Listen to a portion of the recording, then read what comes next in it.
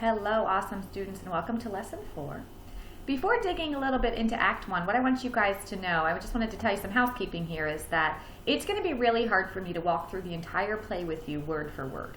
So I'm going to rely on you guys doing the reading prior to attending live classes, taking notes, maybe writing down some questions you have after you read a particular act, and then coming to the live sessions and asking for clarification or asking specific questions to me, saying, hey, Mrs. D, I didn't get this part, or hey, what is this character doing, or Mrs. D, this is confusing. So I'm going to really rely on you guys to be your own, take your own initiative, read the assigned reading, which means you should come to class this week having read Act 1. Come prepared, and then during class we can dig a little bit deeper and I can help you clarify any confusion that you have. So a lot of the work is going to come behind the scenes from you. In these live lessons, what I'm going to do is teach you some things that go on. I'll point out the key points in each act. And then you guys can kind of clarify, but if you really have questions, I need you to do the work behind the scenes so that when you come to class you understand at least and have a baseline from which to start. Okay, that's going to be very important. So with that being said, I want you to read Act 1 prior to this lesson. Then I want you to watch this lesson. So you can pause it here and go back to it, or if you've already read Act 1, here's where I'll start with clarifying some of the content. All right, sound good? Okay, so here are some key points for Act 1. The Montagues and Capulets are constantly arguing and causing disruption. The prince, who is also known as like kind of the mayor of the town, can't stand this, and he says to them in a speech, "You rebels, enemies of the peace, men who turn their weapons against their own neighbors, they won't listen to me. You there, you men, you beasts who satisfy your anger with fountains of each other's blood. I'll have you tortured if you don't put down your swords and listen to your angry prince." 3 times now riots have broken out in this city, all because of a casual word from you, old Capulet and Montague. 3 times the peace has been disturbed in our streets, and Verano's old citizens have had to take their dress clothes off and pick up old spears to part you. If you ever cause a disturbance in these streets again, you'll pay for it with your lives. Everyone else, go away for now. Capulet, you, come with me. Montague, this afternoon to old Frenchtown, the court where I deliver judgments, and I'll tell you what else I want from you. As for the rest of you, I'll say this once more. Go away or be put to death. So the prince is so annoyed at this feud between the Capulet and Montague family. No one even knows why this feud started, keep in mind. This is just a feud that has been going on for years and years and years. You have people in the streets who belong to the Montague sect. You have people in the streets who belong to the Capulet sect, and all they do is fight. Servants fight, people of the houses fight, neighbors fight, all because of these 2 feuding families. We don't know why they're feuding.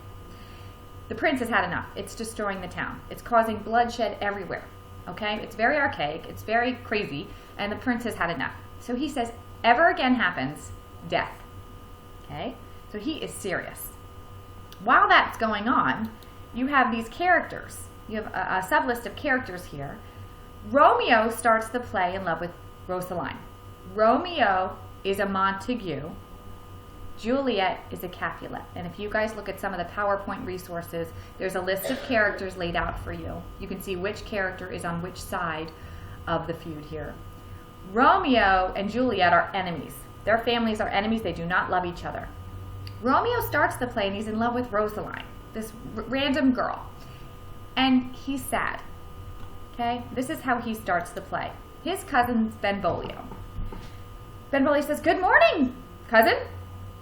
Is it that early in the day? It's only just now 9 o'clock. Oh my. Time goes by slowly when you're sad. Was that my father who left here in such a hurry? It was. What's making you so sad and your hours so long? I don't have the thing that makes time fly. You're in love? Out. Out of love? I love someone who doesn't love me. It's sad. Love looks like a nice thing, but it's actually very rough when you experience it. So Romeo starts the play moping. I love Rosaline, but she doesn't love me. And Benvolio tries to cheer him up. And what he suggests is, because these 2 are troublemakers, Benvolio says, I have an idea. Let's bust in to the Capulets' party tonight. They're having like a costume party, or what we call a masquerade party. We'll dress up so they won't know it's us. We'll bust into the party, and we'll enjoy ourselves at their expense.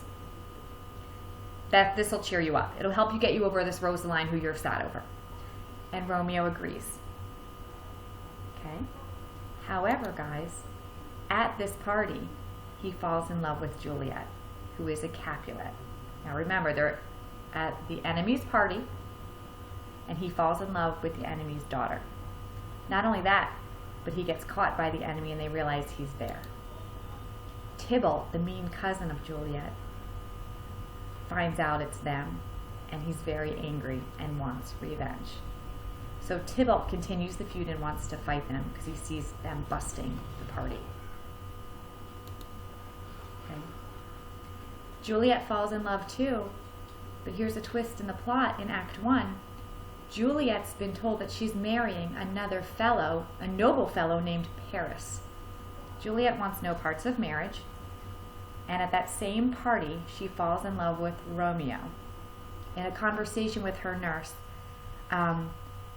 she says, "I think I'd die rather than marry anyone else." And then the nurse says, "His name is Romeo. He's a Montague. He's the only son of your worst enemy." And she says, "The only man I love is the son of the only man I hate.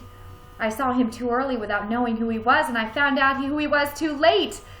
Love is a monster for making me fall in love with my worst enemy." So she's calling love a monster. And the nurse, what is this? What is this? "Just a rhyme I learned from somebody I danced with at the party." And then she leaves. So she's fallen in love with Romeo. We have more conflict in the play because Tybalt knows that they've busted the party. And now we have a whole scene about to occur, a lot of conflict and a lot more to go on in the play as a result of this love and as a result of them busting the party, which was a no-no in that town. So those are the key points in Act 1. And the only other thing I want to explain to you very briefly is there's a Queen Mab speech. And I'm not going to read the Queen Mab speech to you, but what I do want you guys to do is read the Queen Mab speech. It's about a fairy who delivers dreams. Very famous speech. Known as the Queen Mab speech. I want you guys to read that as you read through Act 1. Come to the live class, bring any questions you have about Act 1, and anything you need clarification on. There will be an Act 1 quiz that you'll need to master to show mastery of Act 1. All right? Have an awesome day, guys, and I'll see you later. Bye-bye.